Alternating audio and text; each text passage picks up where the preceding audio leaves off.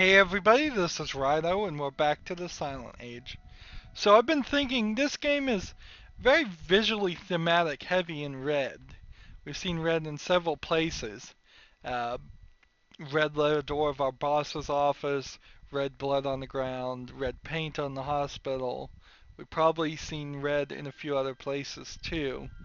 Uh, so if I really had faith in this story for having a big twist, which I don't think it will, particularly coming off the last chapter, which was 18 minutes long and so simple, so straightforward, I don't expect any big twists at all. But if I thought that was going to happen, I'd think maybe he's dreaming, or maybe he's hallucinating, or maybe there's going to be some mystery connected to all the red things and everything that is red is somehow tied together in some strange conspiracy or coincidence. But I doubt any of that's true. Like I said, I don't have faith that that's going to happen. We've got Chapter 5, The Corpse, now inside the hospital. Joe hopes to find the time traveler and hopefully learn more. And so we'll restart that. Hmm.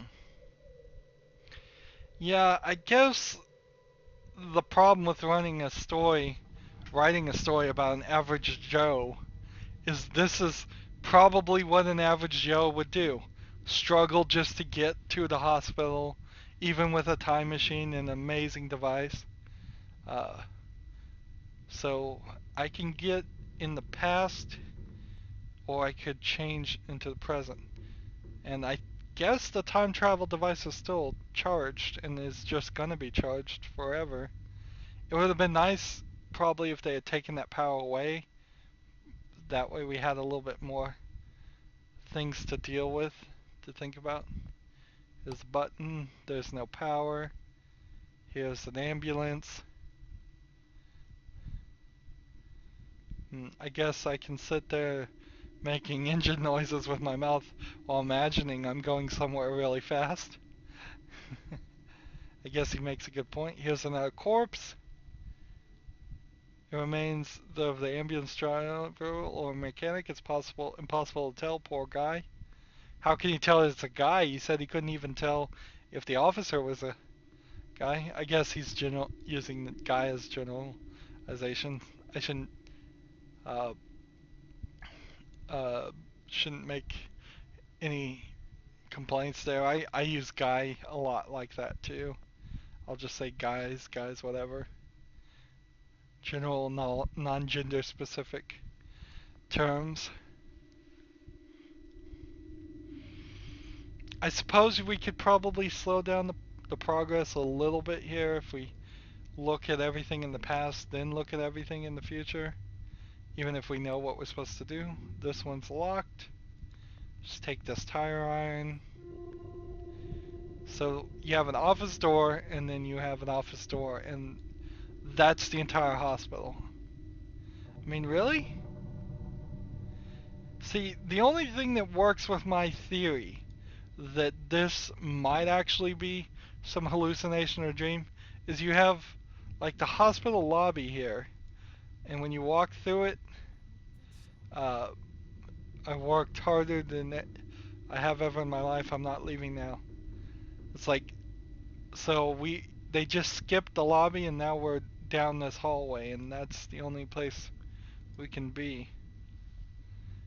Well, at least that's labeled the lobby, so it doesn't make it seem like the entire hospital has like two offices and that's it, and patients in the hallways, which I don't even think in the 60s, unless an emergency was going on, which I assume emergency was going on, I don't think you'd have patients in the hallways. Even then, let's look out the window. It's cleared up. It will get dark in a few hours, though. I better get going. Hmm.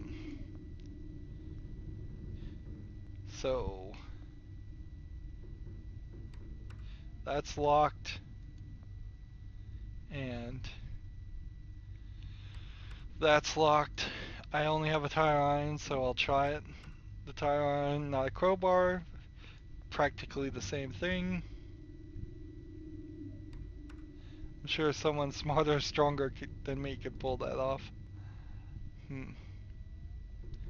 So we've got to switch now to see what it looked like in the past. Again, I guess we won't be able to walk through the lobby. The officer is still questioning that guy right in the lobby. I can hear him through the door. The door to the garage is locked. The office door is opened. Good, because if that was locked and that was locked, that means this entire section would be like nothing at all. It's like we need more puzzle than that. Vision test.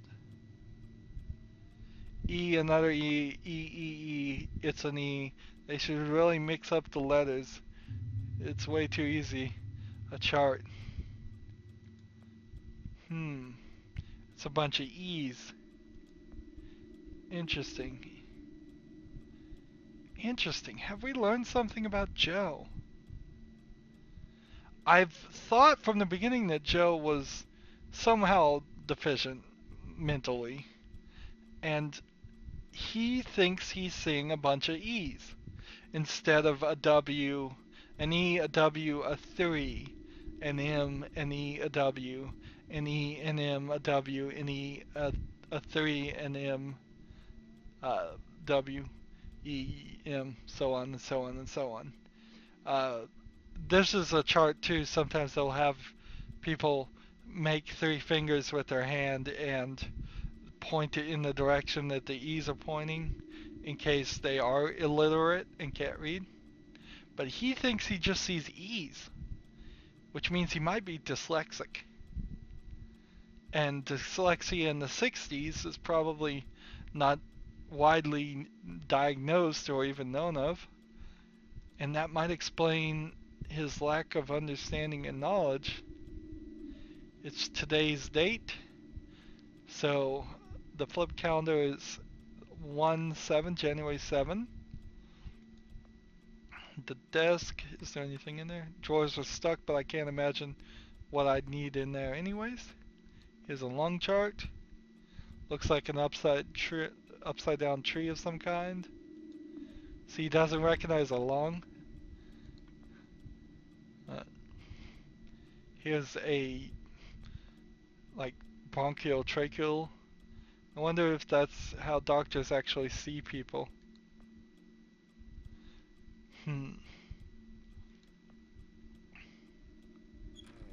Bingo, there's a patient file, and of course the cabinet's locked.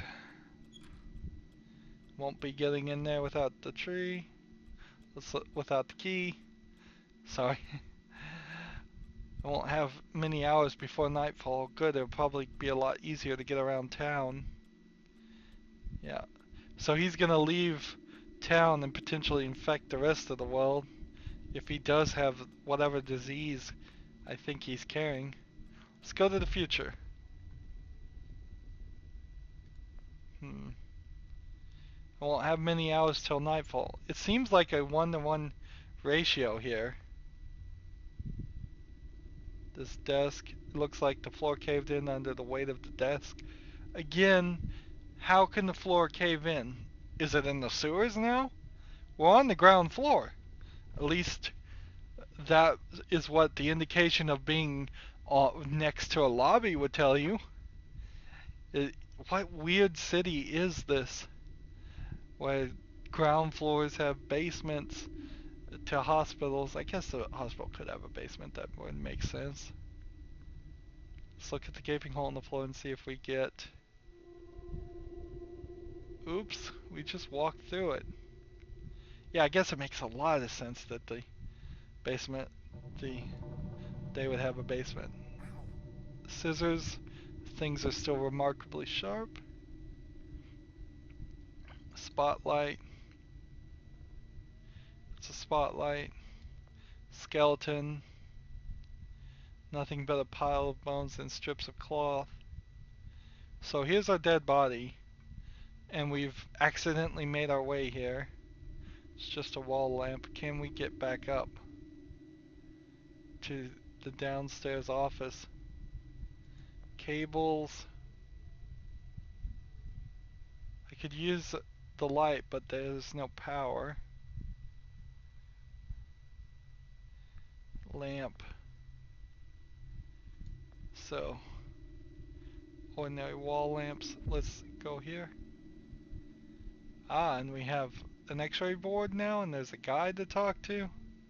And some guy, obviously, but I have no idea what any of this stuff is. Most of it looks like really bad balloon animals. And then notes. I don't know how to read any of it. It's all in Doctor's handwriting. Hey, you make a good argument there.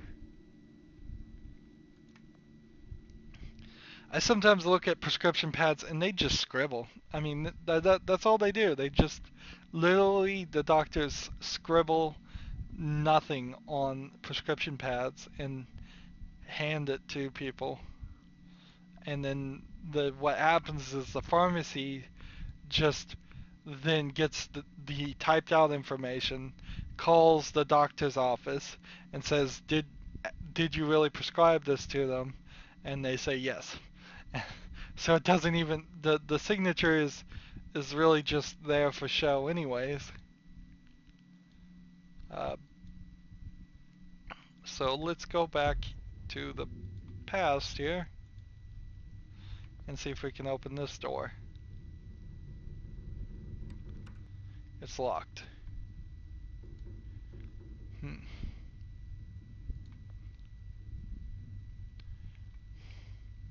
Let's go in the garage and see what the garage in the past looks like. Aha! A car battery. We can use that. Ouch, there's still juice in the battery. Well, don't touch the leads, silly. And the tire. Looks like someone was changing the tire. If I can find some tools, I can finish the job. The ambulance could prove really useful. So we can do that with the tire. There, it's fixed. So the ambulance, it's ready to go. I just need to find the time traveler's address. Oh yeah, I guess if you could find his address and go there in the future, maybe that would help and do something. But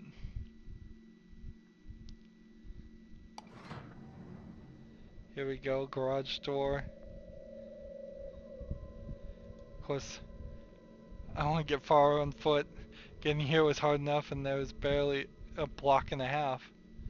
So if we go back into the past now, this is down. The ambulance car is broken again.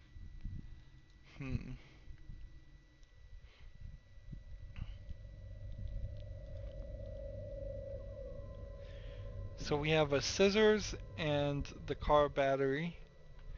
So we'll probably get some kind of piece of information. Wait, I wanted to double check some things here. Like the dirty calendar. Man, that's dirty.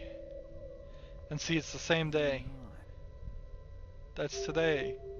This was the day everything stopped. The last day of mankind.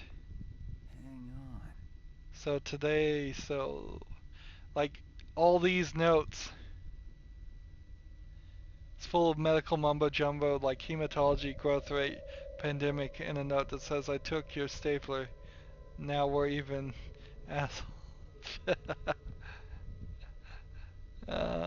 Dr. Phelps. I think that's probably a reference to maybe Office Space or something else. I don't know.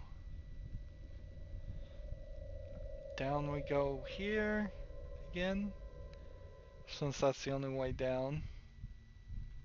And then here we are. What's in the glass cabinet? Shelves full of jars of weird things in them. Okay. Placenta, I think that's one of those. I had one of those at Lizzie's place, really good. Head of olive on it. No, you mean a pimento, not a placenta. Although, You could eat a placenta. Dennis had one of those. It looks so full of stars.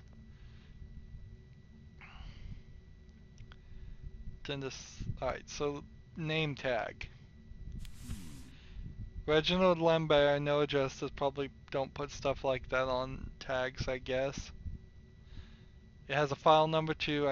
If I can find that guy's medical file, I should be able to get his address. Let's look at the corpse. He's dead. It was a long shot, but I was kind of hoping he somehow survived. There's only one way to get answers now. I need to find where he lives. Well lived. I won't be getting any answers, at least not giving any more questions. I might one last shot at finding some answers at his pad, though. Just need to find his address. So, same sentiment rephrased. Hospitals keep patients' journals with all kind of information. I should find it. And it'll probably go around the third time. Yeah. So third click goes in circles. It's locked from the outside. I don't want to think about why that's necessary. Interesting. Lamp. It's just a wall lamp. I don't understand this decorating style for the 60s. This doesn't feel 60s to me. Having these, what look like air conditioner vents or just airflow vents, and then wires everywhere. It just seems strange. Like something that wouldn't happen in our reality. Now, patient's files here. Now this goes here, obviously. Wow. Again, shock yourself. And then here's a corpse of that doctor. It's so freaky. One minute he's alive, the next he's a pile of bones. And he has a small key on him. Small to be a door key. Maybe it's a padlock or a lock or something. It's so freaky. One's alive, one's dead. So if I stood like right here as close and then switch, yeah, he's positioned right in the same place where his bones are, so I couldn't be standing on him or in him when I came back in time. That would be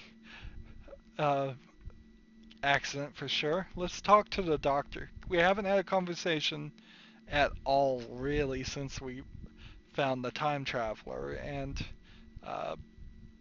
we kind of skipped out on the conversations of the police interview because we just wanted to get away from there, as it was the mentally right thing to do, the wrong thing to do for a YouTuber and a video game player probably.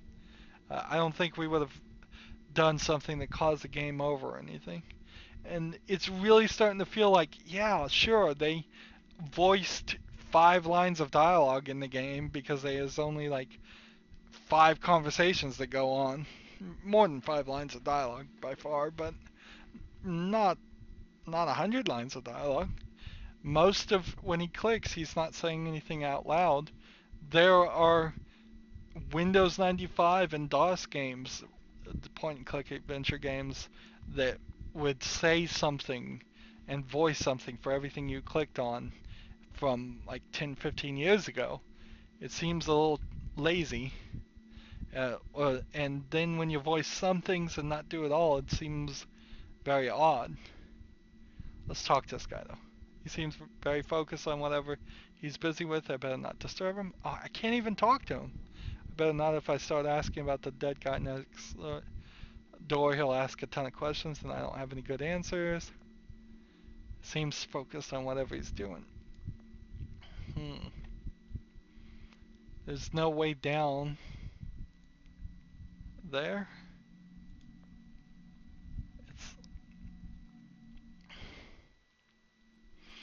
I think the element of talking on and reacting verbally to everything you click on instead of having to read really helps the game.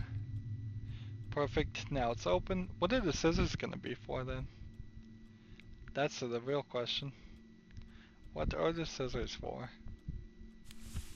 There are patient fights, alright, too bad they have file numbers, not names. I need the right number to find his file. Oh man, so I have to go all the way through, cut the toe tag off of him, and then come back. That's kind of ridiculous. Scissors on name tag. Switch. Go here. So he can't even memorize a basic 5-digit number, 49102. Unless I'm misreading that. That's what I think that says, 49102.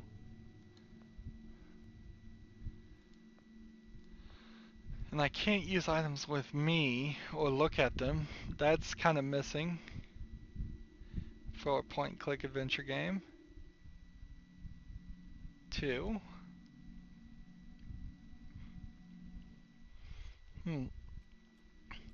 See, if this was your first game, the animation style's good, the concept works, we haven't run into bugs, we haven't had anything like that be a problem. The audio sounds alright.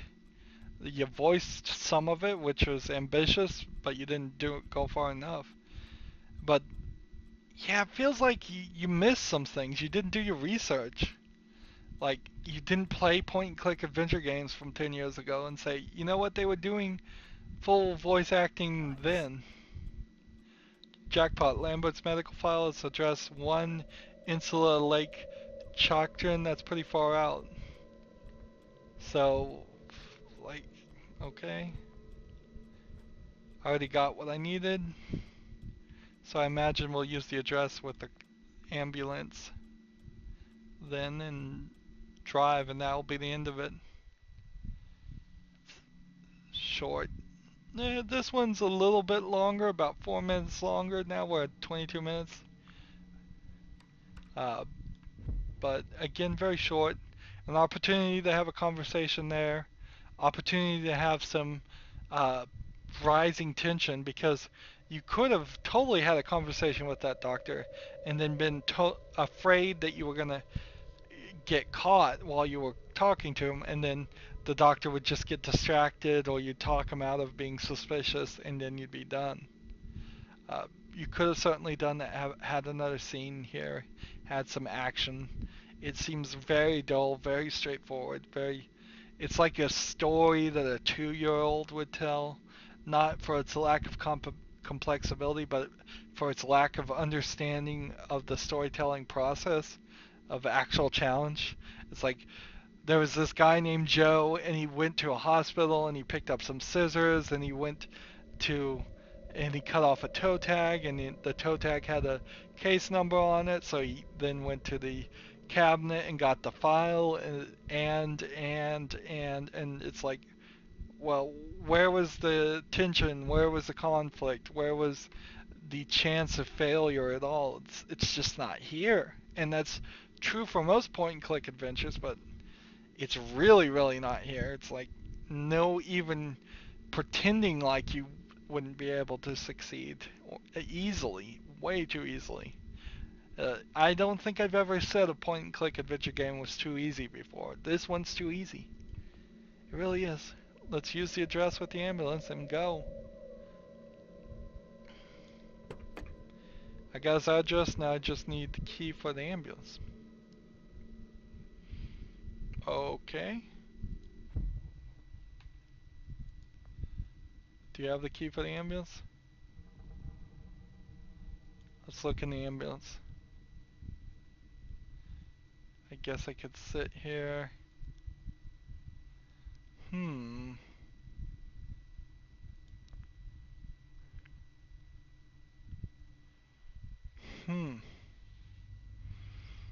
Well, after saying it was too easy, I have found a point where it's not too easy. I haven't seen a key for the ambulance.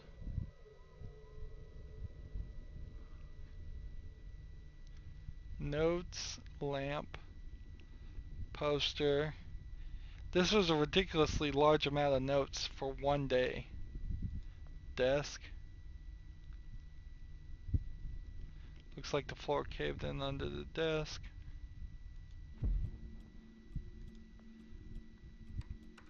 Drawers are stuck, but I imagine I don't need anything from it anyways. I already got what I needed. So we go through the gaping hole in the floor. And over here, this fell and broke all the jars.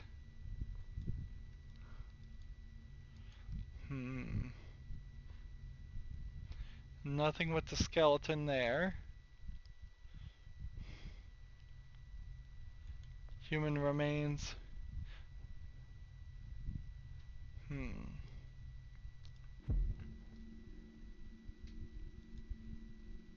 Desk drawer, is the ambience key in here?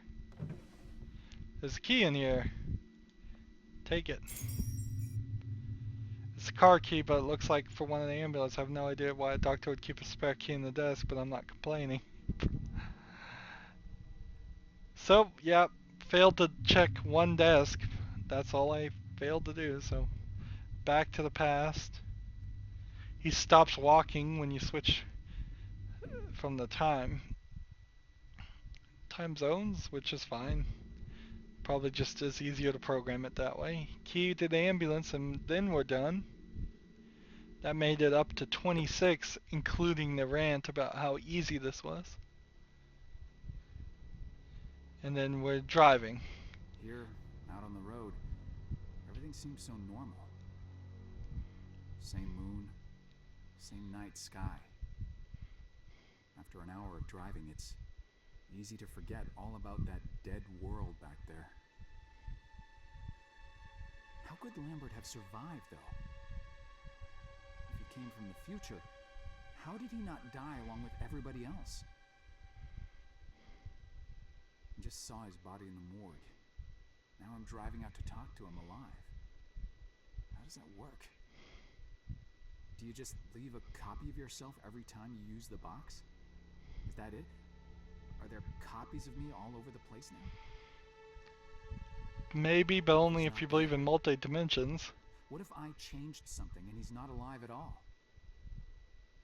How would you have done that? This has been completely pointless. Maybe there's nothing I can do after all. Maybe these will be my last days, along with everybody else's. The thought ties my stomach in knots. No. This voice doesn't really match the character in my head. Did I bring enough gas? God, I hope I brought enough gas.